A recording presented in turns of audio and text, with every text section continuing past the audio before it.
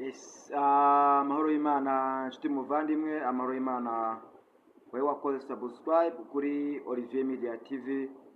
Nizeye ko umeze neza cyane, nyagasani Imana akomeje kuguha ifunguro riguhaza, wowe n'umuryango wawe, ataguha ifunguro rigutera umurengwe nkuko mpora mbikubwira cyangwa nkuko mpora mbibifuriza. Rero naje mushimiye wakoze subscribe, nawe utarayikora kuri Olivier Media TV. Nizeye ko igihe nikigera ukumva ko ari ngombwa ko ukora subscribe bitewe n'ibyo ubona nkugezaho, kuko burya ntibazakubeshye, nta muntu ujya gukora subscribe atishimiye ibikorwa ukora cyangwa atishimiye ibyo umugezaho, kuko na YouTube nayo igira gahunda zayo zo kugira ngo kubona ko abantu batandukanye bakurikira ibikorwa byawe, ibiganiro ukora, amakomedi, amavideo, ibiki, kubona ko YouTube nyine nayo igenda ibirikomanda ibyohereza ku bantu batandukanye bose bagiye basura YouTube. Byose nuko bibona yuko hari ikintu uwo muntu aba yakoze cyiza, gishimishije, cyangwa se kinyuze amatwi y'abari kucyumva. Ubwo rero nizera ko nangiye kugerageza nzagendeka mu kindi kinyarwanda cyiza, nzagereka kubasambanyiriza ubwonko muri make mu kinyarwanda cyiza. Ejo washyizeho video yo muri gare, ejo bundi washyizeho abamotari bagonganye, ejo bundi urongeye ushyizeho uri kubyina, ejo bundi urongeye ushyizeho abantu bo mu isoko barwanye, ejo bundi urongeye ukamenya imodoka za perezida zitambutse ushyizeho. Ibyo bintu YouTube byaragaragaye ko itabikunda habe na gato. YouTube ntabwo ibikunda. Ati kubera iki? Impamvu YouTube itabikunda, YouTube ikunda ikintu uvuga ikintu kimwe ari cyo ufokasingaho, kugira na wa muntu wakoze subscribe kuri channel yawe azajya avuga ngo njyewe nje kureba iki kintu Olivier yapostinze, nje kureba iki kintu Rocky yashyizeho, nje kureba iki kintu Ismail Mwanafunzi, cyangwa n'ayandi ma channels menshi atandukanye aba mu gihugu cyacu ndetse no ku rwego mpuzamahanga. Nibyo biba ari byiza, nibyo YouTube iba ikeneye yuko buri muntu wese yakora, atari ukuvangavanga, kuko iyo ugeze igihe cyo kuba monetize YouTube ibyo byose igenda bikontorora, ikagenda ibasha kubigenzura ngo irebe koko nimba warubahirije gahunda yayo cyangwa se umurongo ngenderwaho wayo ikoreraho. Iki kiganiro rero twakise Street Talks. Ni ibintu bitandukanye bigenda bivugwa kuri iyi mihanda ya showbiz, haba muri politike, haba mu mupira w'amaguru, ndetse no muri volleyball, haba ndetse na basket. Murabizi ko no mino minsi harimo kuba bare muri BK Arena, ari naho Bruce Melody yaraye ataramiye abantu nyine hariya muri BK Arena, nabwo barimo bareba bare iri kuhabera, cyangwa se basket nyafurika. Ubwo duhise twinjira nyine muri gahunda yacu ya Street Talks. Mino minsi ikiri kuvugwa ni itwarwa ry'igikombe cya Rwanda Premier League, yatwawe na Nyamukandagira mu kibuga kikarasa imitutu APR. Yagitwara ariko byageze hagati tubona yuko byanze bikunze igikombe gishobora kuba ari kizatwarwa na Rayon Sports, ariko kubera kudashimwa kabiri byaranze APR iragitwara. Nyuma yo gutsindwa na Bugesera ibitego 2, match yari yakaniwe. Ese Rayon Sports yabuze ikingo ikaniwe? Ahubwo bikavugwa yuko hajemo ibintu by'amatiku, ngo amarozi, ngo byarateguwe, ngo abanyamakuru ngo babanje ngo kubisansibiliza yuko ngo Rayon Sports izibwa, ngo birangira nayo ibigize urwitwazo koko isohoka mu kibuga ku munota 57 aribwo match yahagaritswe. Ariko ihagarikwa Bugesera yamaze gushyiramo ibitego byayo 2 ku bibazo byari bibaye hagati yabo abakinnyi ndetse n'abasifuzi, bavuga yuko bimanye penalty, ubwo bikarenga bakayiha ikipe ya Bugesera. Nyuma rero umukino waje gusubukurwa ngo bahakinwe ya minota 33 yari isigaye. Iminota 33 yarakinwe, Rayon Sports ibasha gutsindamo igitego kimwe mu bitego 2 yari yatsinzwe. Bibi mfabusa n'ubundi birangira APR itsinze ikipe ya Muhazi ubwo bakinaga mu karere ka Ngoma kuri journée ya 29 itwara n'igikombe ubwo yatsindaga ikipe ya Muhazi igitego kimwe ku busa. Bikavugwa yuko hagaragaye imvururu, habayeho guterana amabuye kw'abafana ba Muhazi nyuma yuko ikipe ya APR itsinze. Ariko umuyobozi w'umurenge wa Kibungo ariwe uzwi ku izina rya Singirankabo Jean Claude yavuze yuko we ayo makuru y'abateranya amabuye nta yabonye, kandi ko ngo yavuye muri stade bwa nyuma y'abandi, akavuga yuko nta muntu ugize uterana amabuye. Ibyo byaje no kugarukwaho kandi n'umuvugizi wa polisi mu ntara y'Uburengerazuba ariwe witwa SP Twizeyimana, akaba ari umuvugizi nyine wa polisi mu ntara y'Iburasirazuba. Gusa we akavuga yuko ikintu cyabayeho ko ngo ari abafana bashatse kwinjirira ubuntu, bashatse gusimbuka ngo basimbuke uruzitiro binjire muri stade binjire ubuntu, ariko bakaza gukomwa mu nkokora n'abashinzwe umutekano cyangwa se polisi y'igihugu. Nyuma izo mvururu ngo zikaza guhosha, ntizongere kubaho cyangwa se ntihagire ikibazo cyongera kubaho hagati y'abafana b'ikipe ya Muhazi ndetse n'ibikipe ya APR. Ariko bikavugwa yuko amakwasiteri y'abafana ba APR ubwo bagendaga bageze mu isantere bahuye ya Kabarondo, abafana b'ikipe ya Muhazi bateye amabuye ndetse bakabasha no kumena ibirahure by'imodoka zimwe z'abafana b'ikipe ya APR. Ariko bakavuga yuko ku bw'amahirwe nta mufana cyangwa se n'undi muturage wabashije kuba yakomerekera muri izo mvururu. Bikavugwa rero nyine ubu ngubu birumvikana nyine igikombe cyaragiye, nyine Rayon Sport yakuyeho, ubwo naho muri shampiyona ubutaha barebe ko hari icyo bazakora, kuko igikombe kirakumbuwe. Baheruka igikombe kubwa bamwita uriya mutoza wa bamwibagena Robertinho se nibwo bagiheruka maybe, hako baramwirukanye ngireho Robertinho baramuhagaritse Ndayisaro wacyatoza Rayon Sport wapi baramuhagaritse, ariko baherukaga igikombe kubwe. Urumva ko igikombe gikenewe rero, nubwo amatiku ahoramo ndetse no gushaka kwikubira ku bayobozi bamwe batandukanye bagaragaza ko aribo bashobora kuba bakunda ikipe yabo cyane kurusha abandi. Amatiku yabo bashatse bayagabanya bakubaka ikipe yabo, nk'uko Sam Karenzi ahora bivuga, ndetse na Bakazugu Clever ndetse n'irindi tangazamakuru ritandukanye rigenda rikurikira ibijyanye na siporo muri iki gihugu cyacu cy'u Rwanda. Tuvuye rero nyuma y'uko nyine tuvuye aho ngaho, nyuma y'uko ikipe igiye APR itwaye igikombe, reka twigire mu gihugu cy'Ubwongereza aho nyuma y'uko Arsenal nayo ibuze igikombe gitwawe na Liverpool, abagore bo ba Arsenal nabo batwaye Champions League batsinze ikipe ya Barcelona ubwo bakiniraga Lisbon muri Portugal, mu gihe Arsenal nyine y'abagore yatwaraga icyo gikombe gitwara ikipe ya Barcelona.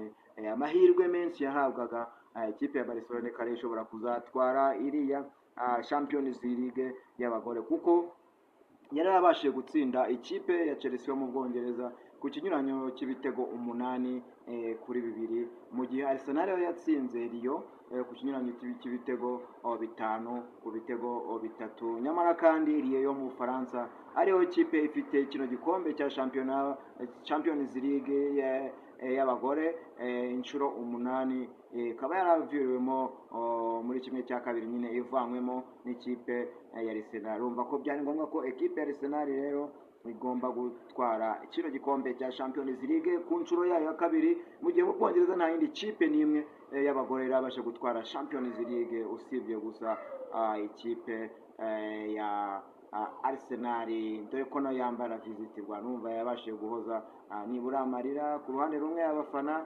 b'ikipe ya Arsenal, dore yuko nayo nyine of course yambara Visit Rwanda, kandi dore ko ari nako ikipe nyine n'ubundi ya Arsenal y'abagore yabashije guhoza amarira abagabo basaza babo kuko bavuye mu gikombe cya Champions League bakuyemo na PSG izahura ku mukino wa finaliyo na Inter Domira. Ubwo nibyo dutegereje igihe bazakina finale tukazaba tubireba. Ubundi rero bivugwa yuko nyine of course Arsenal ubwo igitwaye ku nshuro ya kabiri igitwaye ikaba yagitwaye yagikuye mu maboko ya Ariyo yari igifite ubushize itsinze ikipe ya FC Barcelona yaba mama of course yes. Noneho dukomeje sasa tuvuye aho ngaho muri football ya hanze twinjira muri showbiz hano muri Afurika. Showbiz hano muri Afurika nk'uko mubizi muri no minsi The Ben Tiger ari mu gihugu cya Uganda we na Kevin Kade ndetse na Element bakaba abahanzi nyine bakomeye muri iki gihugu cyacu cy'u Rwanda. Nubwo Scovia yavuze ko Kevin Kade atamuzi, Kevin Kade ukabona ko byamurakaje nawe agahita yigira nk'umuntu nyine utaye Scovia kuko ku kibuga cy'indege cya Entebbe bahageze baramubaje ati wiyumva ute kuba umunyamakuru ndetse akaba n'umuyobozi w'abanyamakuru Mutesi Scovia yaravuze ko atakuzi kandi twebwe tukuzi ko ari umuntu w'umusitari mu gihugu uzwi. Nawe rero ahita yidefanda avuga ngo ngo akora iki, ngo Scovia agakora iki, ngo ni umupasiteri ngo cyangwa kandi byanze bikunze Kevin Kade nk'umuntu ukurikira social media yarasanzwe amuzi, ahubwo yahise ashaka kwerekana ko nawe atamuzi kuko Scovia nawe yari amaze kuvuga yuko atamuzi ndetse anabwira uriya muntu gafite ukora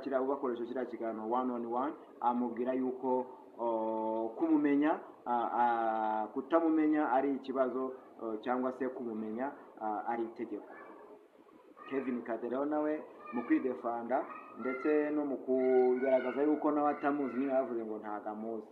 Koko se ntago amuzi? Aramuzi, ahubwo byagaragaye yuko yababaye kuba Scovia yaragize gute, yaravuze yuko atamuzi, nawe ahita yidefanda muri ubwo buryo avuga yuko atamuzi. Mu gitaramo baro bakoreye muri Serena Hotel yo mu gihugu cya Uganda nyine The Ben, Kevin Kade ndetse na Element ndetse n'uwo bita Ngorema ndetse n'undi bita Reigi bo mu gihugu cya Uganda nyine nabo bari bahari. Hakaba haragaragaye guterwa ikariso kuri stage mu gihe The Ben yari arimo aririmba. Umusiste yakuyemo ikarasa arayohereza arayimutupira kuri stage. The Ben ayireba itera umugeri arayireba arakomeza aririmba, ariko abahanga bavuga yuko uyu mukobwa akuyemo ikariso nakuri akayitera umusitari ngo ntabwo ruba ari ubugome buriya we wapi. Ngaramubwiye ngo nyine nuza kumanuka kuri urwo rubyiniro uze kuza urebe ukuntu nyine nta kibazo twisayidira. Binavugwa ko cyane rwose hari mu gihugu cya Uganda The Ben abakobwa bamukunda cyane kandi koko byaragaragaye kuri stage, byaragaragaye aho yarimo performinga, biragaragara kuri social media z'amakomanteri usanga igitsina gore rwose kimukunda. Reka ajya bakurura amashanga nawe afite ishingiro. Mwese se mwe mwamwishingijeho wajyana insubiraje. Reka ajya bakurura amashanga kuko afite ishingiro nimwe mwamwishinjeho. The Ben rero nyuma yo gukora icyo gitaramo we na Element ndetse na Kevin Kade ubwo Diamond Platnumz nawe nibwo ahitaga yitura mu gihugu cya Uganda ku butumire n'abantu bakora Coffee Marathons mu gitaramo kizabera intungamo.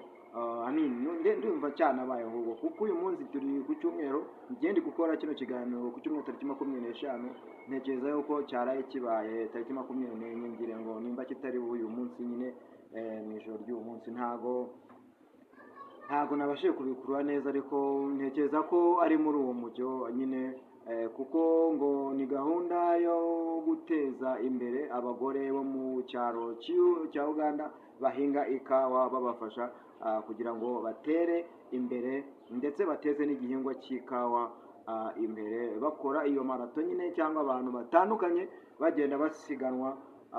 Ari nako Diamond Platnumz, The Ben, Baby Cool, Eddie Kenzo ndetse n'abandi basani batandukanye bo mu gihugu cya Uganda bari aho ngaho nyine bari kugira ngo bashimishe abafana babo. The Ben akaba yaragiye kwakira mugenzi we The Diamond Platinum ku kibuga cy'indege, bagahoberana rwose, bakagaragara yuko ari abantu bari bagifitanye urukumbuzi, dore ko baherukaga kuri stage imwe mu mwaka wa 2023 ubwo bari muri BK Arena muri Trace Awards, niho baherukanaga. Urumva ko haraciyemo iminsi nyuma y'uko banakoranye indirimbo yitwa Why, yatumye indirimbo bivuga yuko rwose yagiye ibongerera umubano ukomeye, bakaba ngubu bari inshuti cyane ku buryo wabonaga Diamond ari kongorera The Ben amubwira ati ngo bivuga yuko yari amubwira ngo igitaramo cyawe ngo rwose ngo nagikurikiye ngo ninjoro ngo cyari sawa, ngo n'ibyana n'iki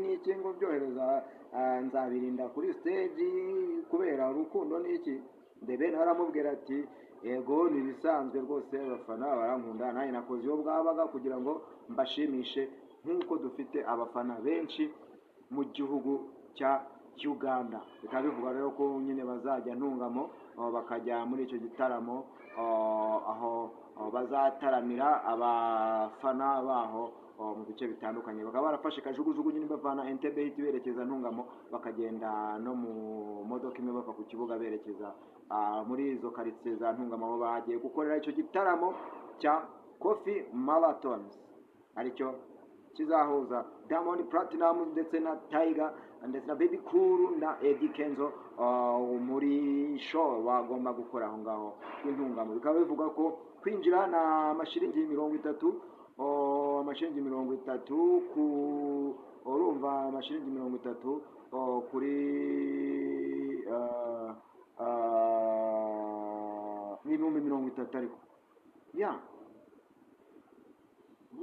na amashiringi 30 bivugwa yuko kwinjira kuri buri bantu, ariko 30 y'amashiringi ni kuri babandi bazabanza bagakorana marato ubwabo bagasiganwa ku giti cyabo. Hanyuma ku mufano usanzwe waje kwirebera abasani ba The Ben na ba Eddie Kenzo n'abandi, bo n'amashiringi 10,000, n'amashiringi 10,000 bazajya binjira bakajya kwirebera wa star birebera uburyo ba The Ben bikaraga hariya. Bivugwa yuko byanze bikunze nimba barakuyemo ikariso, wari umwe wakuyemo ikariso ku bwa The Ben, none urumva yuko kuri stage iriho Diamond Platinum, ikariso bazayisiga hasi bazamuke babunuje bagiye kuri stage. None abasani baba barageze barubatse izina, ntugire ngo ni ibintu byo kuvugirwa aho ngaho gusa. Ubwo bari kujya muri icyo gitaramo nyine bavuye muri iyo Serena, aho bataramiye abantu 10,000, abantu 1,500 muri Serena hoteli yo mu gihugu cya Uganda nk'uko nababwiraga. Ubwo rero ubwo wumva abanyarwanda batandukanye ndetse na Diamond bari mu gihugu cya Uganda, ni nako natwe mu gihugu cyacu hari Jose Chameleone ndetse na Weasel murumuna we, bakaba bari mu gihugu cy'u Rwanda muri konseri bagomba gukorera muri Kigali Universe kwa Coach Gael. Bakaba bakoze press conference, ari kumwe na Weasel, ari kumwe na Rafiki na DJ Pius, tuvuga ko nawe nyine wabazanye mu gihe mu minsi yashize. Jose Chameleone yari ameze nabi arwaye, wumva ko ari kubungu, urumva uko ashobora kuba yaragarutse mu buzima, urabona ko ari stable, akaba nayo mpamvu nyine agiye gukora igitaramo. Urumva barabisikanye, i Bugande hari abanyarwanda, n'intanga mu Rwanda hari abaganda, ariko bikavuga yuko Weasel we aje no kwerekanwa kwa sebukwe. Murabizi ko yarongoye umukobwa w'umunyarwandakazi bita Teta Sandra, banafitanye abana babiri, akaba yanavuze yuko bateganya ubukwe mu minsi izaza, bazagenda bamenyesha abantu batandukanye kugira ngo bazabashe kwitabira ubwo bukwe bw'ibyamamare bwa Teta Sandra, ukunze gukubitwa inshuro nyinshi akahukana akaza mu gihugu cy'u Rwanda, ariko haca kabiri akongera akisubiraho, kuko bivuga yuko ariho akorera ibikorwa bye bitandukanye by'ubushabitsi, kandi ariho afite n'abana babiri. Cyagaragaye nuko ubwo bari muri press conference, iruhande rwa Chameleone hari n'umwana we, avuga yuko ari we musani, ari we mu Chameleone w'ejo hazaza. Bivuga yuko umwana we ngo burana akunda umuziki, baraga ko yicaye nyine press conference abanyamakuru bari kubahata ibibazo ku bijyanye n'igitaramo cyabo muri Kigali Universe. Ntekereza ko rero